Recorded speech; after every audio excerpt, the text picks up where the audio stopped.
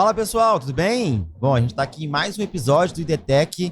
Cara, a gente está com um cenário um pouco diferente, você deve estar vendo, obviamente. A gente não tem os nossos laranjinhas como de praxe do nosso podcast, mas é porque a gente está no RD Summit, que é o maior evento de marketing e vendas da América Latina. E os caras montaram uma área de podcast e é lógico, né? Vocês me conhecem, eu não consigo ficar quieto. Eu já, obviamente, encontrei uma oportunidade para a gente gravar com uma galera bem legal aqui do evento. Bom, e hoje a gente convidou uma pessoa muito bacana. A gente tem aqui o Rafael Dixclay. Falei certo? Pronunciou direitinho. Que é isso? Tá melhor que eu. Dependendo do nível alcoólico, eu não pronuncio assim, não. Muito bom. A gente tá com ele aqui, cara. A gente se conheceu já há algum tempo, né? A gente falou basicamente pela internet, enfim. Uns mas. 2 aninhos, né? Hã? Uns 2 aninhos. Já tem uns 2 aninhos, né? Mais ou menos ali na pandemia que a gente falou. Pois é. Mas rapidamente aqui, já falando um pouquinho, a gente vai falar um pouco sobre produto, vai falar um pouco também sobre métricas e dados. E, cara, mas antes de a gente começar o conteúdo, porque aqui a gente é bem direto no conteúdo, mas fala um pouquinho de você, se apresenta para nossa audiência. Quem que é o Rafa Dixlay? Boa. Rodrigo, cara, eu gosto de me apresentar como um operador de startups, assim, porque eu rodei muitas áreas, mas no final do dia eu sempre busquei, assim, a fórmula de fazer uma empresa de tecnologia dar certo, uma empresa de tecnologia crescer muito, liderar mercado, atingir todos os objetivos que tem para atingir. E o escopo sempre me preocupou muito menos do que o resultado. Então, eu sempre fui a pessoa que, cara, o que tivesse para fazer e que tivesse mais alavanca, eu ia lá, ia correr atrás, ia fazer. Eu sempre trabalhei no mercado de tecnologia, startups, inovação. Comecei numa consultoria de vendas, na qual eu justamente tive esse momento de falar, cara, eu acho que eu não quero só ajudar a distribuir, eu acho que eu quero ajudar a decidir o que a gente vai distribuir, o que a gente vai vender, eu quero ir para a cozinha, e aí acho que a gente vai acabar conversando muito sobre isso, porque é isso que me levou à área de gestão de produto, mas passei por alguns modelos de SaaS B2B, em determinado momento empreendi com o SaaS B2B, que era um software de recrutamento e seleção, e que não escalou como eu gostaria, a gente chegou ali até, cara, 150, 200k de MRR, mas claramente bateu um platô, não era tão escalável quanto deveria ser.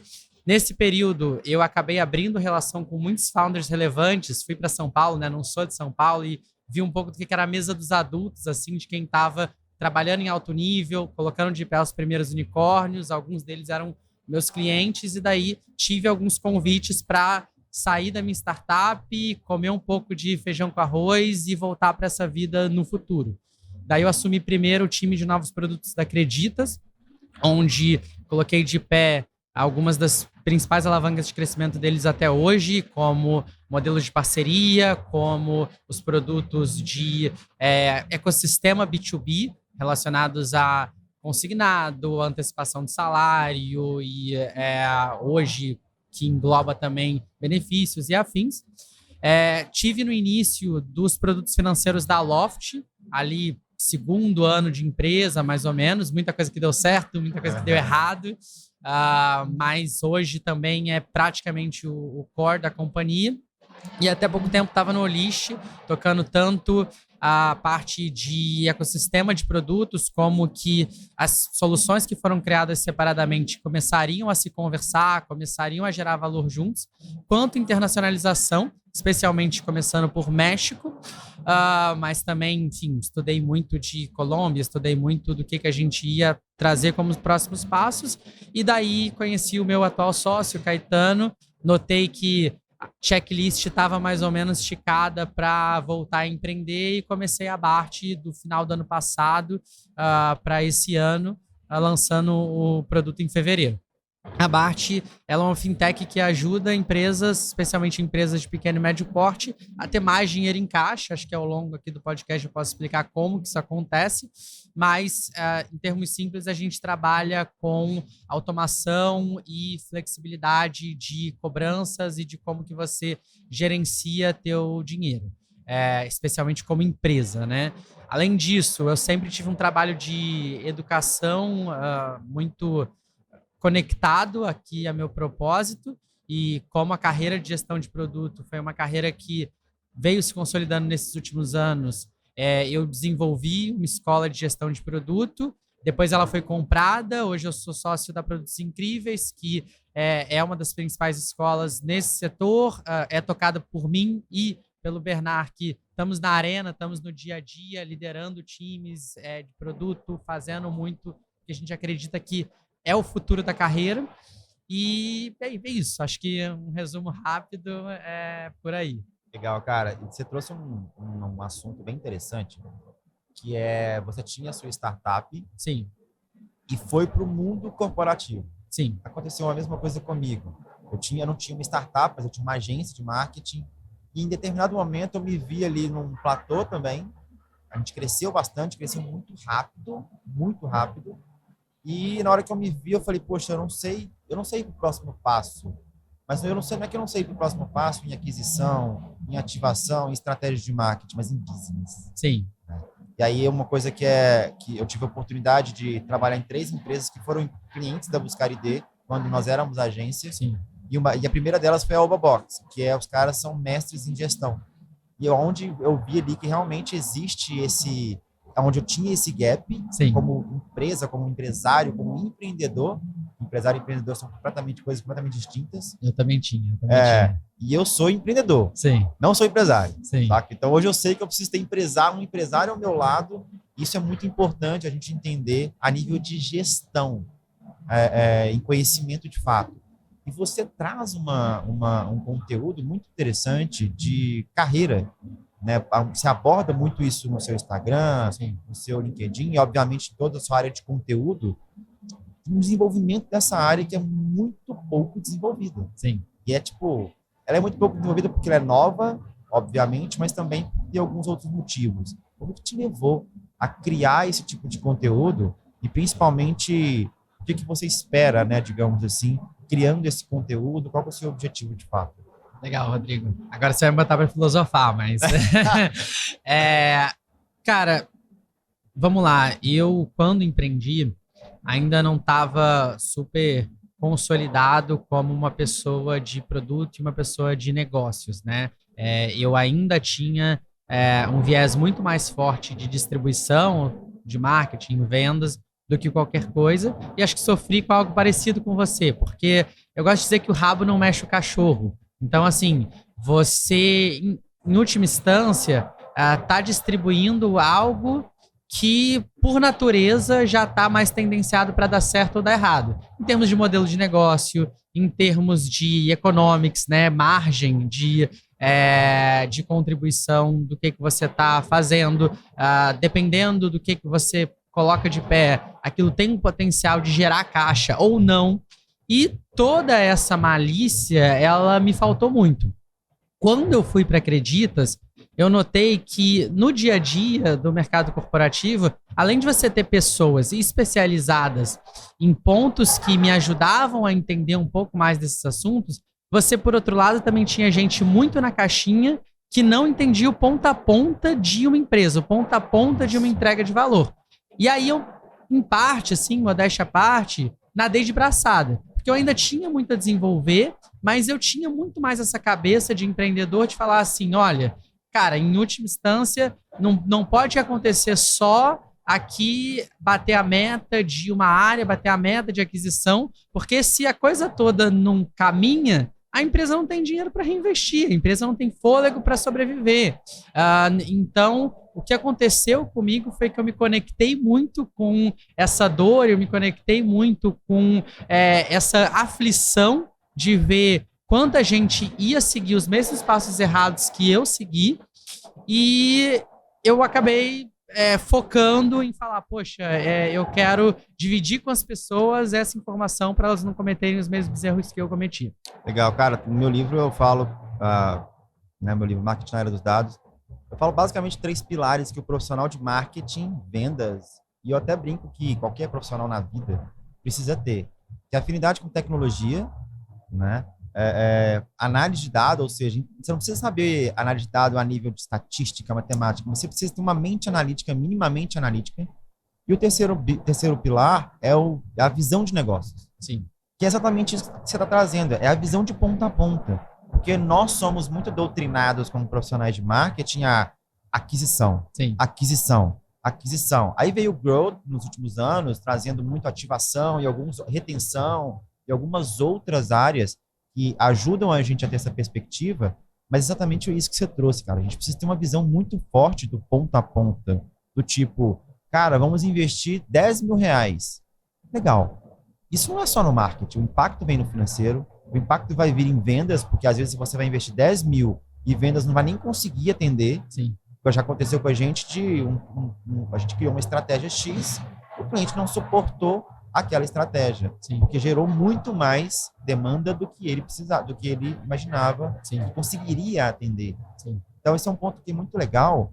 Cara, eu acho que, assim, as pessoas têm medo desse universo porque parece que você vai aprender com os livros, vai pegar volumes e volumes sobre administração de empresas e, putz, vai ser um negócio muito complexo, muito maçante, etc. Mas na maioria das vezes é bom senso, né? Se você chega numa padaria e pede para o cara te explicar o que faz aquilo dar certo ou dar errado no final do mês, é simplesmente causalidade ali, bom senso, e é isso. Você não pode ter medo de entender a causa raiz das coisas. Mas você sabe que você falou de um caso aí que não deu tão certo. Eu participei de um caso até mais sofisticado. Eu fui o protagonista da cagada, né? Que foi assim, eu aprendi que LTV e CAC tem que ter uma proporção. Boa. Aí, beleza. Eu aprendi que payback tem que acontecer em X meses. Só que, o que eu estava olhando? Eu estava olhando muito para assinatura de contrato. Então, eu fiz uma estratégia que a gente assinava muito contrato, o dinheiro estava garantido, então a gente estava contabilizando aquilo como receita, né?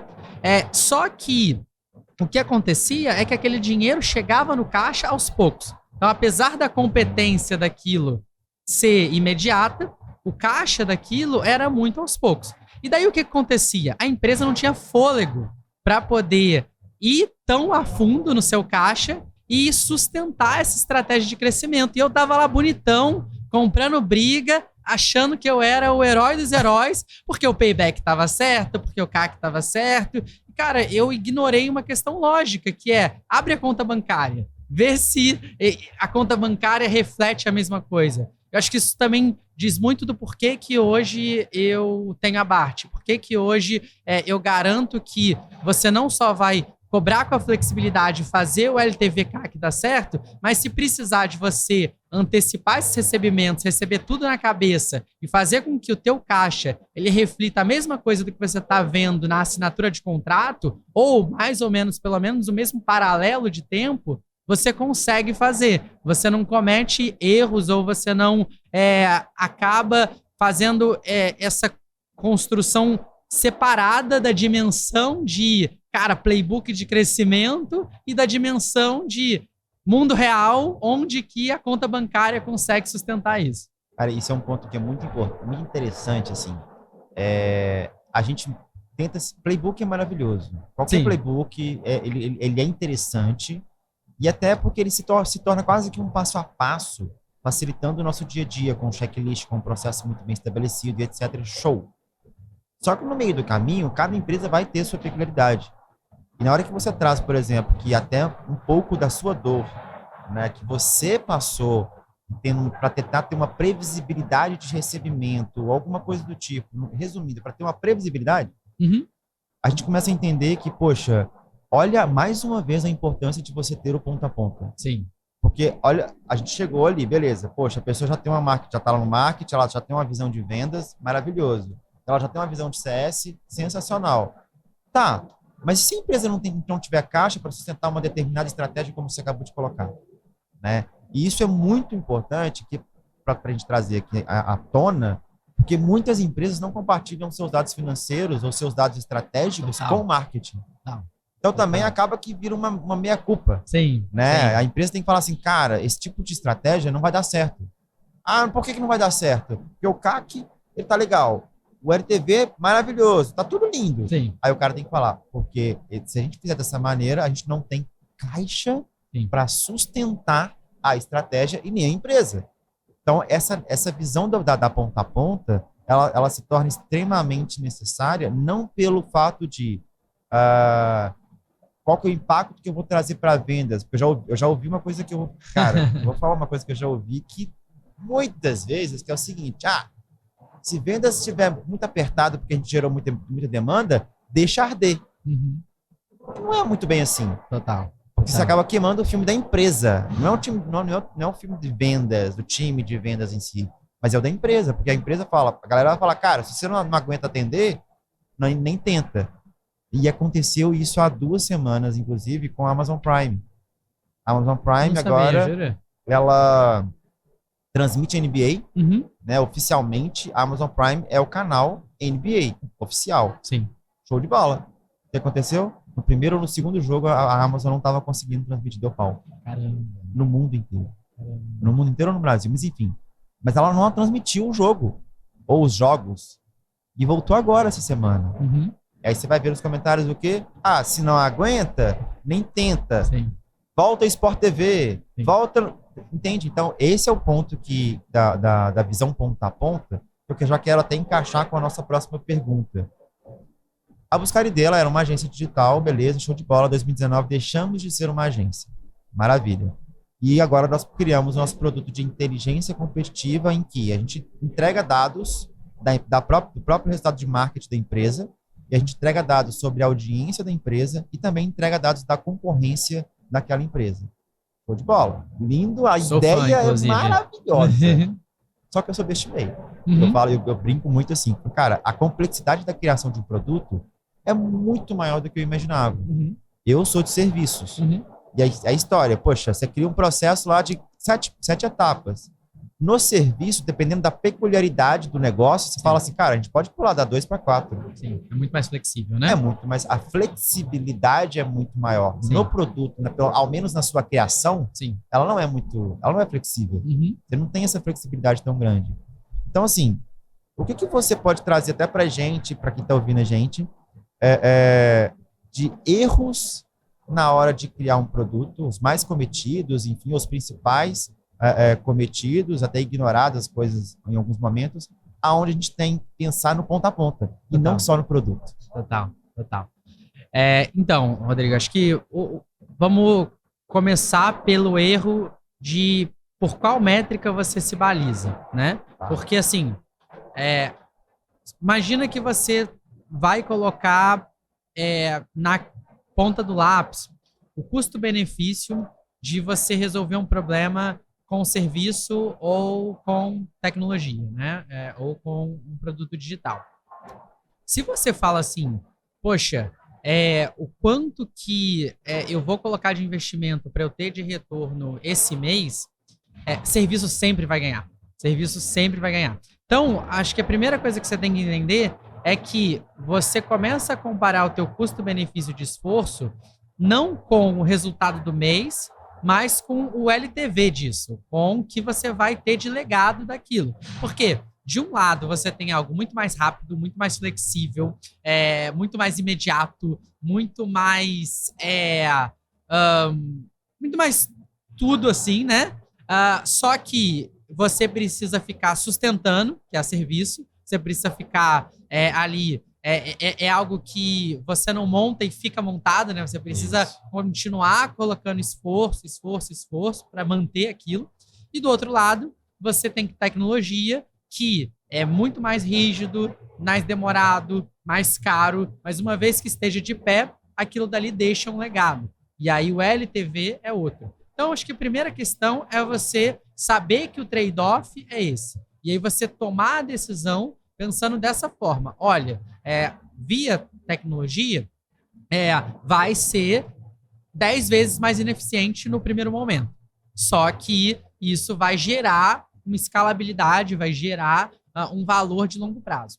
Uma vez que você entendeu esse trade-off, aí a questão é, cara, via tecnologia, se você é 10 vezes mais ineficiente nesse aspecto de geração de valor rápida, você precisa desenvolver um nível de pragmatismo e um nível de capacidade de se questionar. Tá bom, como que eu entrego isso com menos, e com menos, e com menos, e cortar, e cortar, e cortar, e cortar, que se você não tiver essa disciplina, você não vai conseguir fazer a conta fechar. Então, a minha dica, depois de você entender o que está em jogo, é você fazer o seguinte, tá bom, então a gente entendeu que a nossa solução ela é essa daqui, a de A a Z, ela é gigantesca, né? Para fazer tudo isso, eu demoro muito tempo. Agora, deixa eu entender tudo que eu consigo validar, simular com o processo para eu poder cortar aquilo tudo que não vai gerar tanto valor assim. E aí, depois de eu entender o cerne de por onde que eu vou começar, por onde que gera muito valor, porque no meu processo, no meu manual, aquilo dali estava gerando valor, vão me falar assim, tá bom, o ideal é isso, mas eu tenho que me questionar, e se eu quiser fazer algo que não seja ideal, mas que também resolva o problema com 10% do esforço, com 10% das funcionalidades? E aí você vai falar, porra, é impossível, não tem como. Eu estou escolhendo aqui entre levar um tiro ou levar uma facada. Mas esse é o dia a dia de gestão de produto. Você sempre está sentindo que, assim, você está abrindo mão de coisas essenciais e aí você fica tentando ser mais e mais criativo para poder falar, poxa, a gente vai abrir mão disso aqui e ainda assim a gente vai estar resolvendo 70% do problema. Ok. É esse tipo de decisão que é uma boa decisão de como que você evolui a tua solução. Você entender essa fruta baixa, esse pareto entre, cara, eu vou começar por aqui, onde tem 20% do meu esforço, a solução não vai ficar linda, não vai resolver o problema perfeitamente, mas é o que eu consigo fazer com tecnologia. Normalmente você tem uma capacidade de entrega inicial muito, muito menor do que de serviço. Cara, incrível. O que você trouxe na realidade, além da... Assim, resumindo total, tá? Disciplina. Amigão, disciplina, né? Segundo passo é o conceito master do MVP, que é o produto mínimo viável. Ah, eu tenho uma ideia que vai transformar o mundo. Tá bom, beleza, a gente respeita. Mas pega 10% dessa ideia e transforma. Então, uma coisa que é muito legal, que eu sei que tem muitos ouvintes que são agência, gestores de tráfego e etc. E uma das melhores formas de uma agência ou gestores de tráfego, que seja o que for, né, eles começarem a escalar, entre aspas, o seu trabalho, é usando tecnologia. Sim. Automações, de vários, de ponta a ponta, digamos, automação até financeira. Sim. Né? E quando a gente começa a entender o seguinte, que foi exatamente o que a gente fez com a Buscar, né, com a IDEFI hoje. Foi isso, eu tinha aquela ideia que eu falava, vamos fazer um MVP ser desse tamanho. Aí você vai fazendo, você fala, velho, não tá legal. Então vamos encurtar um pouquinho mais. Ah, mas um pouquinho mais. Aí você tem aquela, você fala, pô, mas aquilo ali é tão importante, mas aquilo também, né? Então a ideia central é, cara, tenha disciplina em que você precisa ou quer resolver, ponto 1. Segundo ponto, pensa no MVP, faça uma coisa menorzinha, digamos assim, e dentro disso, aí você começa a testar. Desse teste, você fala, poxa, isso aqui deu certo, isso aqui não deu certo, isso aqui deu errado, e etc. E a partir dali você vai evoluindo. Seria mais ou menos isso? Seria mais ou menos isso. E eu acho que um outro ponto relevante também, Rodrigo, é que as pessoas elas negligenciam a importância do sequenciamento. O que eu quero dizer? Você sabe que para você resolver o problema, você precisa ter A, B e C, né? Só que você nunca vai começar com A, B e C. Aí você começa por A, você começa por B ou você começa por C. E às vezes a gente fala assim, tanto faz, vai precisar ter os 3 mesmo? Legal. Então assim, eu posso começar por qualquer um deles. Só que eu já vi empresa quebrando porque começou pelo ponto errado. Então, você também precisa ser paranoico em relação a, não, beleza, não é só o que é mais importante, não é só o que eu gosto mais de começar, e não é aceitar que, beleza, vai estar incompleto, então tanto faz por onde eu começo. Dependendo da ordem que você coloca em prática, você dá certo ou dá errado. Aquele It do Itaú, né? Ele sofreu muito por causa disso. Ele tinha uma visão assim, para não tomar todo o podcast aqui, envolvia A e B. Se eles tivessem começado de B para A, tinham dado certo, começaram de A para B, deram errado, não tiveram fôlego de falar assim, poxa, o primeiro elemento, ele me leva para o segundo elemento, ele me constrói um pouco mais de gás para poder chegar no segundo. Então tem muito disso também. Quais vão ser as primeiras funcionalidades que você vai colocar de pé? Elas permitem que você aprenda, que você tenha tração, que você, por exemplo, gere o mínimo de receita para você continuar reinvestindo e ter caixa para poder fazer a segunda? Ou você quer começar pela segunda, que às vezes é mais sexy, mas ela demora mais para maturar e às vezes você não vai ter recurso para poder chegar na primeira. Mais ou menos isso também é super relevante. Cara, que legal. Isso é um ponto que é muito bacana também, porque assim, igual você trouxe o caso do It, né? Esse lance de sequenciamento é lindo, inclusive, tá? Porque, poxa, começaram do A pro B. Será que eles sabiam que o A é o B e o B era o A? Né? Então, talvez uma forma também que a gente começou a trabalhar e está começando a dar certo é exatamente isso. Poxa, eu começo do A pro B ou o B é o A? Entende? E aí a gente pega duas frentes e fala o seguinte, começa por aqui, e aqui é o B. E pega outra frente, começa por aqui, que é o A. E aí a gente começa a entender ao longo do tempo, fala, opa, peraí, tá surgindo um C. Ou não, realmente o B é o A. Então, esse nível de sequenciamento que a gente precisa trabalhar é muito por teste. Sim. E é onde a gente entra muito em growth, é onde a gente entra muito em experimentação, e em alguns casos também, mas assim, acho que poucos, em CRO, onde também a galera acha que CRO é só para site e é só para portais, né? E é muito mais amplo do que isso. Sim. E aí, cara, vamos supor pegar, assim, a gente entende hoje o MVP. Basicamente, o que você precisa fazer? A métrica que a gente tem na Buscar hoje é reclamação. Sim. Eu preciso que a pessoa reclame do nosso produto hoje. Porque é o seguinte, se ela não reclamar, ela não vai...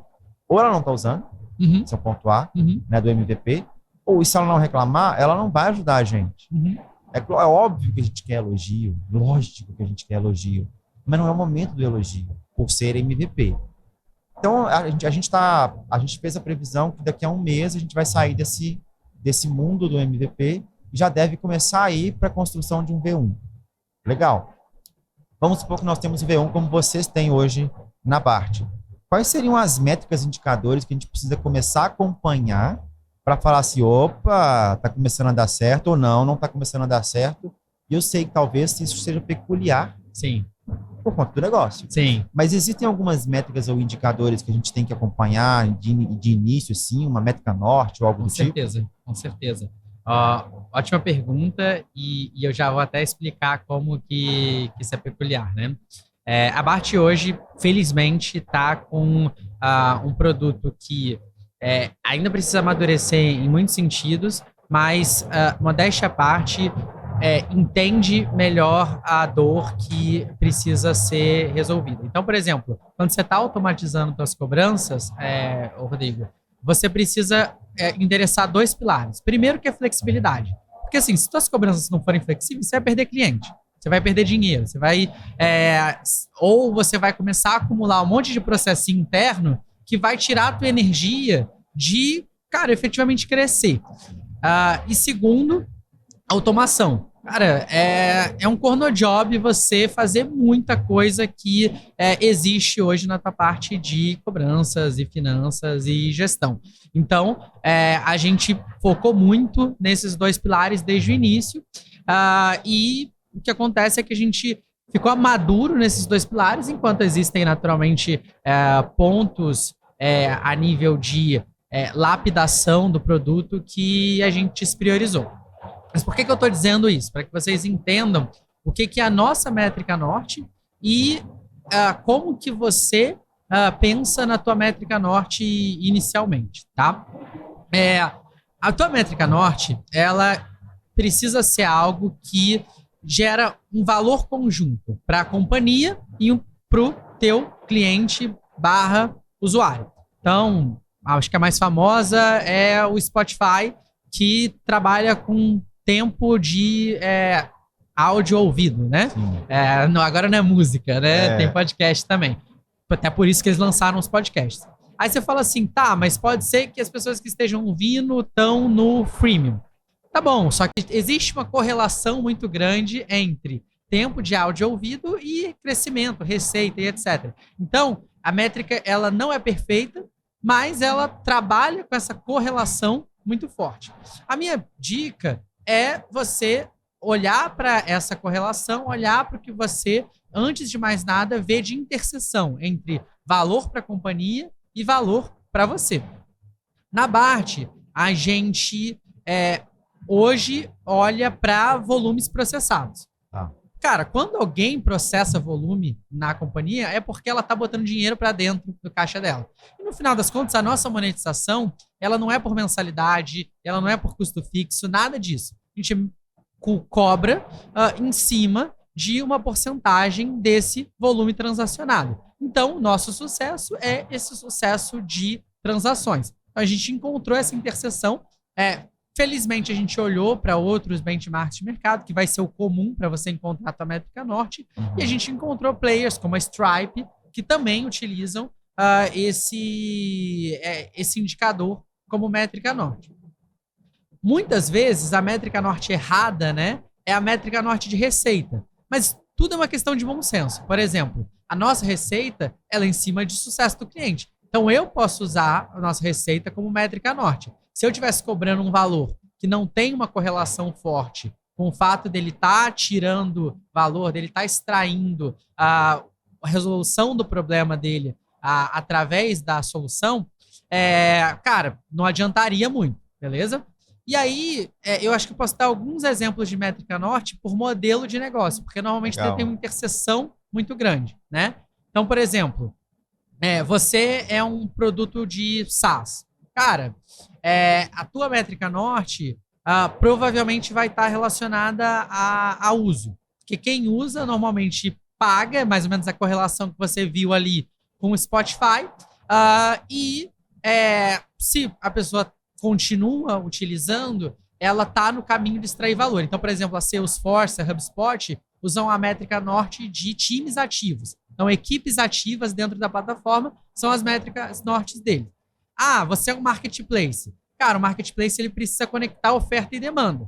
Então, muitas vezes o que eles utilizam é algum coeficiente de match. Ou seja, você está tendo um número saudável entre pessoas que estão ofertando e pessoas que estão demandando. Por quê? Se você não tem esse coeficiente saudável, o que vai acontecer é que quem está ofertando fica frustrado porque não vende, começa a sair da plataforma e quem está procurando começa a ficar frustrado porque as pessoas que estão ofertando não estão ali, beleza? Se você é uma fintech, trabalha com volumes como pagamentos, crédito e etc., provavelmente você vai trabalhar em cima de volumes. E aí, especificamente em crédito, você tem inadimplência, então às vezes você vai trabalhar em cima do teu volume líquido após inadimplência, após custo de capital e etc. Mas, cara, quem está originando, quem está pegando emprestado, também está extraindo valor no momento que ela se capitaliza. Mas pode ser que a pessoa se superendivide, etc. Tá bom, a gente está falando aqui de uma correlação macro, a gente não está falando aqui da métrica perfeita. Exato. E etc. Cara, que mais? Eu acho que a gente ainda tem um modelo de e-commerce que você aí sim vai estar falando de volumes, você vai estar falando normalmente de GMV, né? E-commerce também você tem os diversos modelos, digamos assim, sei lá. Uma Hotmart pode ser considerada um e-commerce no geral, né? A forma de você vender um produto, um e-commerce tradicional e etc. E, por exemplo, e-commerce também pode ter a taxa de efetivação, como eu já trabalhei. É verdade. Né? Então, por exemplo, você pode vender pra caramba, sim, mas se a taxa de efetivação da venda ela não for alta, sim, é tipo venda furada. Total. Né? Total. E muito interessante uma coisa que você trouxe sobre a métrica norte do Spotify, por exemplo, que conecta muito com o que a gente tem feito bastante no outro lado da Buscar, que é a nossa consultoria de analytics. Cara, a hora que a gente vê, vamos supor, o Spotify ele tem o lado dele, da métrica norte, de tempo ouvido do streaming. Bacana. Independente de ser free, independente de ser pago, é muito provável que eles tenham um comportamento, um padrão de comportamento de pessoas do free até o pagamento, ou sim, até se transformar num usuário pago, a ponto de, sei lá, o usuário ele tem que ouvir X mil horas para se transformar num pago. E aí é muito focado, por exemplo, em entendimento da jornada, do padrão da jornada do consumidor, até ele se transformar num cliente. Uhum. Então, uma coisa que a gente tem feito bastante poxa, a gente tem pego o CRM da empresa, tá pegando os clientes e entendendo o seguinte: existe um padrão de comportamento dessas pessoas que são clientes até se transformarem?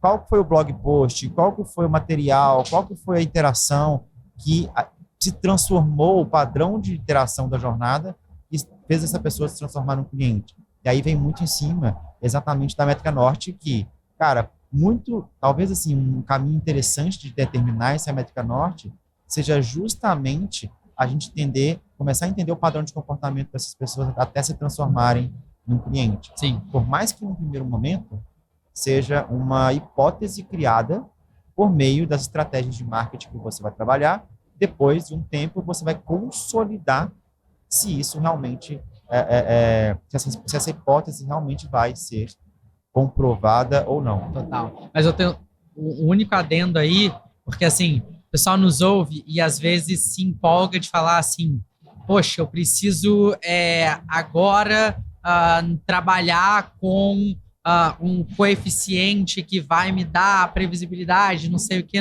lá. Gente, Métrica Norte também tem mais um critériozinho que é assim, você conseguir medir fácil, tá? Então, assim, se você, por acaso, tá tornando complexo o que você precisa medir como hipótese do que vai te levar para o caminho certo, não coloca como Métrica Norte. Coloca como algo complementar que você vai acompanhar e você vai aprender. Mas busca não complicar, né? Mas assim, eu concordo. Você entender essa correlação, primeiro com, beleza, bora botar a hipótese de pé, bora entender que a pessoa que tem esse padrão, ela vai para o próximo passo, é de fato super relevante e é muito de onde que Product-Led Growth, né, bebe, né? A gente cada vez mais tem modelos em que você deixa a pessoa extrair valor da tua solução e entende que tipo de valor ela precisa extrair para que ela tome uma decisão de engajamento. Legal. E aí até um ponto relevante, né, é que é sempre muito tricky. Acho que eu não vou entrar no assunto de freemium porque é muito longo, mas assim, é sempre muito tricky essa questão de você precisar entregar valor, mas você precisar gerar fricção. A gente sempre é acostumado a falar assim, não, tirar a fricção, não sei o quê.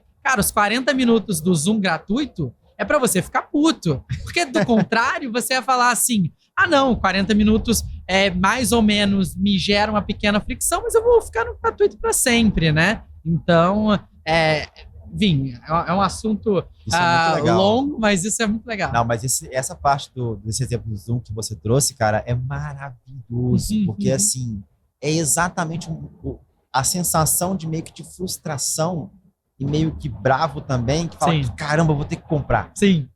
Né? Sim. Isso é realmente muito real, né? E quando eu usava o Zoom gratuito, todo mundo começou a usar o Zoom gratuito em 2020 praticamente, Exato. né? Você fala, 40 minutos, velho? Caramba! Pela minha raiva, compensa pagar X reais. Sim. É meio que isso. Sim. Isso é muito interessante. Essa é uma dica inclusive bem cirúrgica, porque acaba que assim, o que a gente pensa? Pô, eu tenho, sei lá, 7 recursos no meu produto. Maravilhoso. Eu vou disponibilizar 3 gratuitos e os outros 4, se a pessoa quiser, ela paga. E não é muito bem assim. Não, nem um pouco. Inclusive, a gente acabou não falando assim do que é o conceito dessa carreira, né, de gestão de produto. Gente, eu não codo, tá? Eu não desenvolvo, eu não faço nada, eu ajudo a empresa mas eu ajudava, né, agora como fundador da empresa diferente, mas eu ajudava a empresa a tomar as decisões de como que o produto evolui, né? E eu acho que a palavra-chave aqui é intencionalidade. Porque é muito isso. As pessoas acham que elas vão construir o que resolve o problema do cliente e aí, naturalmente, o cliente vai ver valor e vai se comportar como elas querem. Mas não. Se você não coloca intencionalidade, esse comportamento ele não vai ser orgânico. Você não vai abrir 2 features, o cara vai ficar feliz e aí ele vai pagar pelas outras. Não, você precisa ter uma tese muito clara de como que essas 2 features são as features certas para você abrir e como que você vai ter um fio lógico entre ele falar assim, poxa, tô frustrado que eu tenho só essas 2, preciso de mais de 40 minutos de reunião, agora eu vou pagar. Né? Se você não coloca essa intencionalidade muito clara, você, cara, vai deixar um piloto automático ali na mão do teu cliente que não vai gerar resultado. Perfeito. Assim, para mim, esse foi o ponto-chave da nossa conversa, porque realmente esse cara é muito comum, ou na verdade 99% dos produtos que eu já testei, sim, eles não têm esse atrito. Sim. Que é muito interessante que quando você começa a testar e você fala, poxa, tão indo, só que no meio do caminho trava. Sim. Isso para mim foi o ponto-chave assim, da nossa conversa, que realmente faz completo sentido, que é a intencionalidade para que o cara daqui a pouco se transforme, né, em um cliente pago. Total. Legal, Rafa. Cara, nosso tempo acabou, muito bom. Obrigado pelo aceite, muito super legal, assim, já era um tipo de podcast, de assunto, de tema mais aprofundado que eu queria trazer aqui para nossa, acho que esse é o 35º, 36º episódio do podcast. E, cara, mais uma vez, assim, valeu demais. Quer dar um último recado? Como é que o pessoal pode te encontrar também nas redes sociais? Perfeito. Galera, no LinkedIn vocês me encontram pelo meu nome, espero que esteja aí no podcast, Rafael Dixley. Às vezes, se você botar o DYX, você já me acha, porque o meu nome é meio esquisito. E no Instagram, @rafa.dYx.dix. Além disso, o site da Bart é barte.com, barte.com. Minha dica é que vocês considerem aí para a empresa de vocês, dividam com o CEO, com o fundador, com o financeiro, especialmente se vocês são uma empresa que vende online, e especialmente se vocês são uma empresa que vende B2B. Por quê? Porque a gente tem um produto que você só vai pagar alguma coisa quando você extrair sucesso, e a gente tem um produto que vai te ajudar a gerar o valor assim mais indiscutível para a empresa, que é caixa. Então, às vezes a gente fica ali na vaidade de, poxa, eu estou adquirindo, eu estou crescendo, eu estou X, eu estou Y, e no final do dia a empresa não tem grana para poder reinvestir, não tem grana para poder dar o próximo passo. A gente ajuda vocês a, na frente de cobranças, trabalhar com muito mais flexibilidade, trabalhar com muito menos dispêndio de tempo, resolver descasamentos de caixa sem análise de crédito, sem toda aquela burocracia, muitas vezes receber tão rápido quanto você está assinando o contrato, porque às vezes é esse delay que vai matar a tua empresa. Então a gente está muito focado em não só ajudar o ecossistema com growth, com crescimento, que a gente acha que já tem soluções ideais nesse sentido, mas ajudar o mercado a ver quanto que geração de caixa pode ser sexy. Maravilhoso. Bom, se você está aqui com a gente até agora, ouvindo ou assistindo no Spotify ou no YouTube, não deixa de qualificar no Spotify. E é só estrelinha 5 que funciona de acordo com o Leandro Figueiredo. Se você colocar 4 para baixo, você será amaldiçoado, ok? Beleza? E no YouTube, clica no gostei, assina o nosso canal, que tá super bacana. E com certeza vão ter muito mais episódios daqui para frente. Bom, é isso, a gente finaliza aqui. E a gente se vê e se fala no próximo episódio. Tchau, tchau.